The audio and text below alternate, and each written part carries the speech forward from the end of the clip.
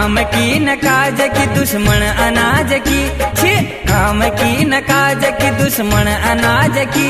खाने की होशियार काम की नमस्कार। खाने की होशियार काम की नमस्कार। काम की न काज की दुश्मन अनाज की छी। काम की न काज की दुश्मन अनाज की।